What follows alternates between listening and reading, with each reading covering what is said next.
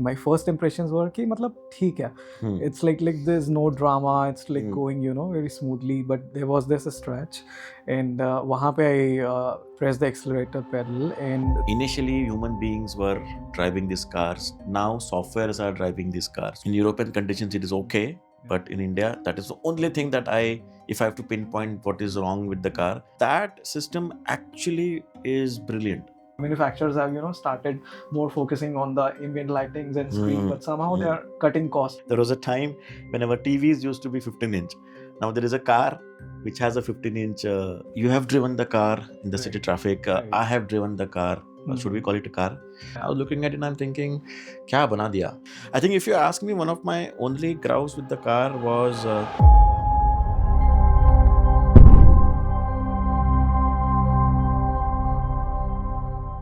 Welcome to MWTV, your digital magazine for the world of luxury. Today we are here to talk about Volvo XC60. Who should buy the XC60? My name is Nilesh and with me I have Sachin, and we both are going to demyth who the XC60 is really for. Yeah, so Sachin, you have driven the car in the city traffic. I have driven the car. Should we call it a car? Yeah, we can. No, we have to call it an SUV. People will be offended. Yeah, so you have driven the SUV in the city traffic. I have driven the SUV on the highways. So who really is the XC60 for? So the first thing which comes to my mind when I think of the Volvo XC60, so this is the car which appeals to someone who's looking for an understated SUV. He's someone who does not want a very flashy brand like, let's say, Mercedes or a Land Rover. So I feel that's where the Volvo XC fits in really well. I like the word non-flashy. When you buy the JLC, which is its competition, you are literally announcing the world that you have arrived. But with XC60, you don't want that. You want that luxury, which is understated. You want the interiors which are not flamboyant, but they do the job. How can we forget a stupendously sounding audio setup? That Bowers Wilkins blew my mind off when I heard it for the first time. It does not rush from place A to place B. It takes its own sweet time, though there is enough power and torque which is in line with the market. Whether you talk of the Q5 or the JLC or now the updated X330i, all of them have similar torque and power figures. But this is a very understated power. I think that is where XC60 fits in, as you rightly said. Somebody who wants understated design, somebody who wants classy interiors, and not too loud, somebody who enjoys the music, somebody who wants to go from place A to place B in absolute silence, somebody who will keep the car long. And how can we forget safety? Right. Because if it's a Volvo, it has to be safe. We can start with the design first. So when you look at the car, so I feel that the car was almost launched way back 8 years ago. Even when I look at the car in 2026, I somehow don't really feel that it's very old. It has aged really well. It's got that classic two-box SUV shape. I think that really works well. And what these guys have done is they've not tried to stand out from the crowd. They have given it a very balanced design. It's a kind of design which is not going to offend anyone. First time when I saw the Thor hammer headlights, the front which illuminates, I was looking at it and I'm thinking, kya bana diya? But then I said, wow, kya bana diya? The difference of kya bana diya to wow, kya bana diya, it took few seconds to hit. But when it hit, the car looked brilliant from the front. I mean, that is what differentiates that car from everything else that you see on the road. And because we're on the lights, I drove the car with city traffic in the night. Those DRLs and those headlights, they call it high definition LED lights, they are phenomenal. Never did I feel blinded inside the car in terms of I was not able to see the road outside, right? Any condition for that car. So as a driver, you are fully confident that no matter what conditions you drive the car, you're going to have ample amount of light spread on the road. On the side, silhouette is very, very bland, very, very simple, but no nonsense. It does the job what it's supposed to do. Rear is where they have gone adding more bling to the car, especially those tail light designs that you have. The L-shaped ones actually now feel 8-year-old. Though Volvo had refreshed the car, that design maybe something Volvo could have done to make it feel a bit different. So XC60 and XC90 like both were launched at the same time, but when you look at the XC90, it somehow looks more contemporary. XC60 still looks modern compared to another 8-year-old design, let's say, which is Audi Q5. Right. Because both of them are 8-year-old, and if you look at Audi Q5, it properly feels outdated now. A new generation Q5 which has come, and we are waiting for that Q5 to come to India. I think when that comes, that will change the ballpark for everybody. It's surprising to say, but the Volvo has aged better than the Audi. Yeah, in design, definitely yes. Even when we look at the design language of the competitions. So when you look at all these brands, you look at XC60, you look at Q5, you look at GLC, you look at X3, and then you look at NX from Lexus. I think XC60 is the one which is very sober, not in your face as a design. Very, very timeless, as you rightly said at the beginning. Even if I look at that car 10 years from now, I will still love that design. That is what XC60 is. To all the audience watching out, if you are out there in the market wanting to buy luxury SUVs and luxury sedans, premium SUVs and premium sedans, why don't you subscribe to our channel? Because on our channel, we will keep talking about whom is this car really for. When you sat in the car for the first time, what was your feeling? If I see the car in isolation, first thing which comes to my mind is the quality of interior is really nice. The leather on the dash, be the stitching, the way the steering feels, especially the seats. Oh my god! That's the only car in the segment to get thigh extenders. X3 has it, but X3 has manual extenders. Okay. This has got electric extenders. So when it comes to touch and feel, everything feels very high quality. So I was just thinking about this. Like if you look at the cars 10 years back, I feel like that's where the automobile engineering was, it really high. So all the cars used to have very good quality. But when you look at the cars which we are seeing right now in the market, I feel like manufacturers have, started more focusing on the ambient lightings and screen, but somehow they are cutting cost on the quality of plastics they are using. So from that perspective, I feel the kind of material used, it's very high quality. It does not really feel out of place or outdated. Talking about the seats, I don't find any other car in this segment which has seats as comfortable as the ones in Volvo. And one of the reasons for that is the orthopedic surgeons have actually designed those seats. And that is what keeps your spine absolutely comfortable, whether you sit in the driver's seat or co-driver's seat or even at the back. Long journeys are absolutely brilliant with this car. You will feel them on the stiffer side, but that's how the seats need to be. That's what your spine will appreciate. And you know what? This is the only car in the segment you've experienced that to have massage seats. Which other car in this segment gives you massage seats? You really have to go up the ladder to enjoy that massage. So when you're in traffic, after an entire day's work, you're heading back home, just switch on the massage, just switch on that music and just head home. Whatever you said is true for the front seats, but the same cannot said about the rear seats. I personally found the backrest angle to be way too upright. So that's something I'm not really impressed with. And there are no recline position in that recline angle for those seats. Even for taller occupants, I feel the under thigh support is going to be slightly on the lower side. So I was reading about this, the way these guys have designed their seat. So it's like, it's also, like kept in mind, like just in case if there's a case of rear impact, so it's going to protect you from the whiplash injuries as well. So yeah, that thought has also gone in. Volvo. It has to be like that. Volvo. I think if you ask me, one of my only grouse with the car was not having blinds. Yeah, because this is the only car in the segment which does not have it. And especially in a city like Mumbai or a country like India, where you have extreme weathers, not having blinds means your AC has to work double. Good thing about AC, you have 4-zone AC again in this car, which is segment first. I don't think any other car offers a 4-zone AC. There are multiple vents in the car. This is the only car to have AC vents on the B pillar. So you have 4 AC vents at the rear, 4 AC vents in the front.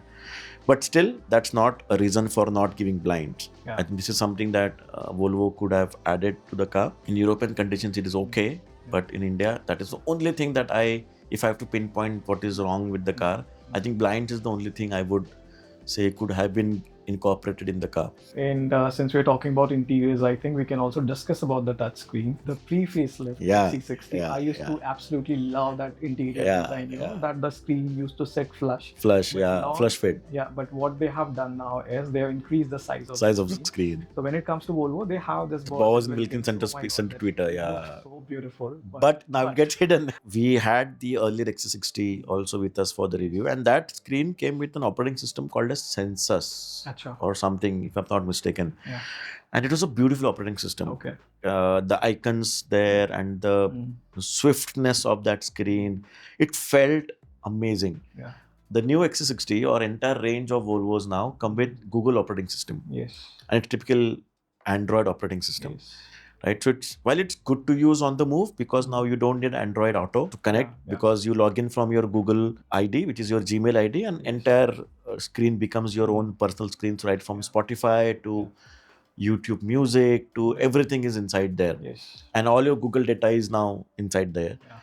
But the flip side of that is it is not that rich to look at as compared to what Sensors was earlier.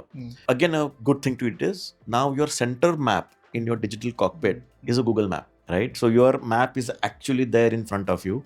This car now gets heads-up display. Okay. So that's a very interesting addition. Yeah. In a way of saying this is not a driver's car, right? And then you are also giving a heads-up display. Right. And that heads-up display also doubles up for any information that you want about the car.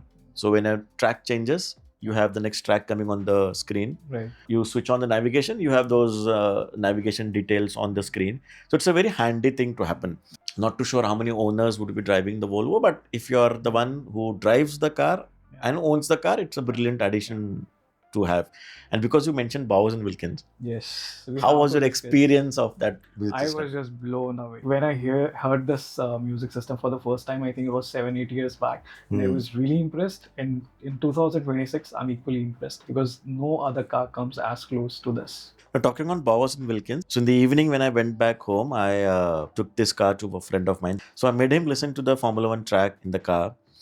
And for the entire period of him listening to the soundtrack, his jaws were dropped. And he was like, "Ye kya hai?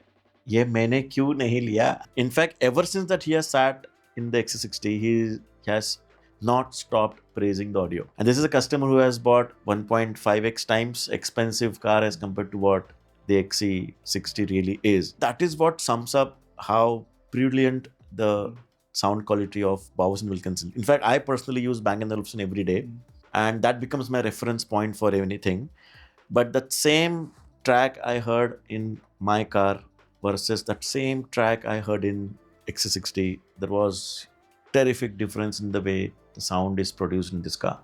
I think that is probably the reason why most musicians and singers prefer Volvos. Yeah, very good point. I was talking to a couple of folks in Volvo, and they said musicians and actors and directors, they actually prefer a Volvo when it comes to testing out, and the music experience. The buyer of this car definitely has to be an audiophile to enjoy that kind of audio. Different sound staging that this car comes with, I think it is phenomenal. On the interior front, somebody who loves to be pampered subtly, somebody who does not want loud interiors, somebody who does not want dangling lights, too many ambient lights. If you noticed, there is no ambient light in this car apart from something that goes in the door pockets.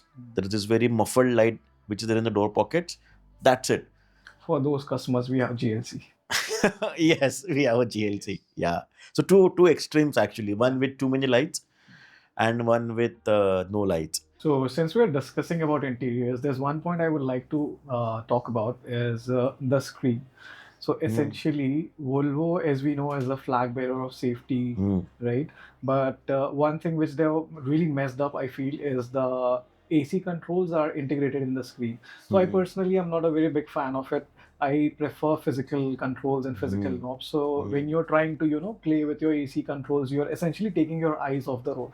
So I think that does not really go well with the idea of their safety. What do you think? Yeah, I think I agree. I think a lot of manufacturers have gone the screen way. But I think I read somewhere the new European norms are coming in, which basically is going to force the manufacturers to go back to the analog way for at least few critical functions. Yeah. So I believe that to be implemented would be the next generation cars. When you have physical knobs and controls, you automatically develop a muscle memory. You don't really have to look in the screen, right? So that's very counterintuitive, I feel. Yeah. I think another angle that I would want to bring in here is the angle of screens. If the screen is really upright, then as a driver you have to actually bend forward to touch that screen. But if it's not placed sensibly, especially here now where it is just that 90-degree screen and you have to bend forward, I agree with you. It's very difficult to monitor the road and then play with the screen. Yeah. Problem with all the manufacturers these days is like every single thing, every feature of the car is being integrated to the main screen. So whatever you want to control, you have to get in the main screen. So that is a big problem, I feel. Yeah. There was a time whenever TVs used to be 15-inch. Now there is a car which has a 15-inch screen. So on that note, I would like to ask our audience, do they like huge screens or do they like smaller screens, or do they actually like screens inside the cars? Physical knobs, as Sachin said, really adds to that aura of the car. I think we can move on to our next segment, that is engine and ride and handling balance. Yeah. So when you look at the competition, be it your GLC, your X3, your Audi Q5, almost everyone is offering the same engine configuration. It's 2-liter petrol, 4-cylinder, and Mild everyone, hybrid. yes, Mild mild hybrid. hybrid, 48 48 volt. volt. Yeah. And everyone is almost producing 250 bhp and Yeah. around 350 to 400 Nm of torque. Yeah. So when you look at from the performance perspective, on paper at least there's not a big difference. It all comes down to how the car is putting down the power. Yeah. So that's where you can differentiate between the characteristics of these cars. Yeah. I think XC60 is extremely linear. It's not in a hurry. It's not in a tiring hurry to go from place A to place B. In fact, that is also a reason why there is no paddle shifters in this car, if you noticed. But a slight dab on the throttle, we have seen that the car just pushes forward. So that's there. But that is not what this car is designed for. So the power delivery is very linear, very subtle. You know back of your mind that I have enough power, but you don't want to expose that power right now. That is what a BMW X3 urges you to do. Your mind actually trains yourself to, I want to go fast. Yeah. I want to reach there now. I want to be off the signal now. That emotions don't come out in this Volvo. Yeah. You sit, you shut the door, you crank the engine. There's this beautiful rotary knob that you have to start the engine. Yeah. And everything is serene inside. Everything is calm. You slot the car to D and you just start rolling. That's it. That's how smooth this car is. First of all, you don't realize the engine has started, all thanks to this 48-watt mild hybrid system which kicks in to start the motor, and you just start rolling calmly. This is what I like about this car. So if you are someone who likes this kind of smoothness to get up to the signal, aaram se hum jayenge, I think this car does the job. I believe X3 and Volvo XC both are using the same gearbox from ZF. Yeah. Same gearbox, yeah. It all depends how they have tuned it. So when I was driving it in the city, my first impressions were कि मतलब ठीक है. It's like there's no drama. It's going very smoothly. But there was this stretch, and वहाँ पे I pressed the accelerator pedal, and that's where it takes little bit of seconds. I think 1 second का कुछ lag होगा, and the way it picks up speed. So it's there. The power is there. It's on the reserve. You don't really feel it when you're driving normally, but it is there. So that is what is the characteristics of this engine and the gearbox, the way they have tuned together to make it very lively as and when you need it, but very sedate at all times. So from there, if I talk about ride and handling, you drove the car the most, right? Especially in city, because largely our customers will drive this car, or the probable owners will drive this car 70% times in city and 30% times on the highway. So how did you find the comfort of this car when you are driving and also when you are driven? So when you're getting behind the steering wheel, the first thing which I felt was the suspension is very balanced. It's not outrightly focused towards handling. It's also not overly soft. So it gives a very good composure, especially when you're driving on the city roads. There's potholes and speed breakers. So it soaks up the bump really well. But it's when you're trying to push it really hard. So that's where you feel that slight body roll. But I think that's acceptable because not everyone is going to, in the push the boy car racer mode, especially in India. So from that perspective, I feel it's a very balanced suspension setup. I would find it very funny if you bought a Volvo and you're pushing the car. Then you clearly bought a wrong car. Then you should have gone ahead and bought the X3. Yes. Right? But yeah, I think that is one. Second, I really loved the NVH of this car. That is what you really want at the end of the day. I personally like that Zen space in the car. Your outside world needs to be outside. The triple glazed glass that Volvo is using is phenomenal. The car is eerily silent inside.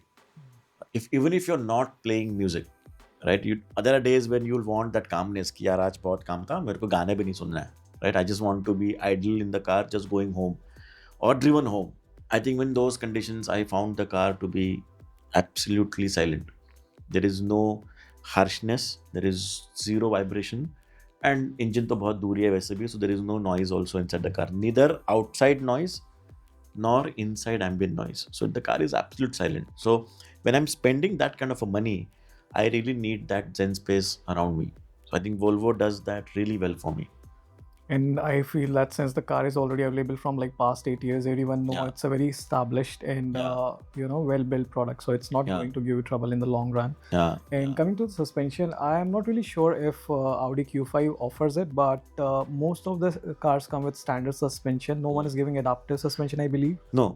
So now the Q5 and the X3 have adaptive suspension, Okay. adaptive Okay. dampers. The GLC I think has standard dampers, and XC60 has standard dampers tuned towards comfort. But see, I mean, again, this is not a car that you would want to go rallying or you would want to push harder. So it's a wise choice by Volvo not to give dynamic dampers, because they also come at their own costs eventually, right? When the car is out of warranty, then obviously these all things really matter when it comes to the suspension costing as well. And I feel that the balance is already there, and someone who's buying a Volvo, I don't think he's going to miss out on adaptive dampers. Yeah, of course. So there's one thing I wanted to discuss. So as we know, Volvo is known for safety, right? They were the ones to introduce seat belts and airbags and ADAS. Even when they introduced it, they were not advertising it, but they were the ones to first introduce it. So I want to ask you one thing. This is 2026. Almost every other manufacturer is giving you a safe car. Like if you're spending 60-70 lakh rupees, I don't think anyone's going to sell you a unsafe car, right? Every car has ADAS these days. So what really makes Volvo special? I mean, I have been testing Volvo cars for quite long now. I think the ADAS in the XC60 or even XC90 or even S60 or S90 for that matter, S90 and S60 are no more there in the country. Beautiful sedans, I must say. But the driver assistance systems here feel very progressive. They are not very jerky. They are not very reactive. They are there to actually assist you to drive better. In fact, fun fact, I have been using the XC60's ADAS when the car was there with me, especially the adaptive cruise control in city traffic. You know, there is this new function there which is follow on the car, which alerts you when the car in the front has started moving. So I think that system actually is brilliant. Yeah, and there is no jerk in it. Right? So of course the ADAS works on radars and ADAS works on LiDAR cameras that are there in the car to tell you how far are you from the object in the front. So XC60 as a product or the ADAS systems given by Volvo are calibrated so well, and they have been giving this for more than a decade now, that the braking feels very natural. Even the acceleration feels very natural. It is there to help you, to protect you, and it is working 24/7 when you're in the car. Whether it is rear collision alert, whether it is frontal collision alert, whether it is side emergency braking in terms of when anybody comes closer. So let's talk about the brand. What do you think where the brand Volvo sits in India as well as in their global portfolio? I think let me address the elephant in the room. When you hear the name Volvo, what comes to your mind? Unfortunately, bus. I think that is one of the exact reasons why the products that Volvos are, the quality that they have, still they are not that much in demand as compared to what the German Trio does. If you look at GLC, if you look at X3, even Audi Q5, which really feels outdated, they actually sell more than XC60. And one of the reasons is this, because moment you hear the word Volvo, bus comes to your mind. And this customer actually is very, very finicky about association with the brand. Keeping that aside, everything else that this product does is really well, right? So who is this car for them? So I would say like someone who's looking for an understated car. He's not after flashy brands. Someone who values his music. Someone who values safety. Someone who is looking after a very balanced car. Somebody who does not want to tell the world that I've arrived in life. Maybe a CEO who loves to keep it calm. A CEO who loves to stay away from the other flamboyant light. Maybe doctors because they value safety. Maybe lawyers because they value silent power. Maybe everyone and anyone who really wants a subtle product, a timeless product. So these are probable customers for the XC60. I also feel that Volvo needs to, promote their brand more, because it's the automobile enthusiasts who are aware about the brand, about their cars, what they are making. Hmm. But the general public is usually not aware of. Like, let's just say if Volvo stops making car tomorrow, no one is going to even bat Notice an it. eyelid. Yeah. Hmm. If Mercedes does so, it's going to be a news. But Volvo, people are Especially not. in India. Yeah, yeah. Especially in India. Yeah. On that note, if you have seen the video till here, don't forget to subscribe and share this video with fellow motor enthusiasts. And do let us know in comments, why would you buy the Volvo XC60? So this is Nilesh signing off from mwtv. Thank you for watching till here. Overall, I would say, cut. भूल गया मैं line. Thank you. I'm such. So, एक बार clap दे देते हैं first take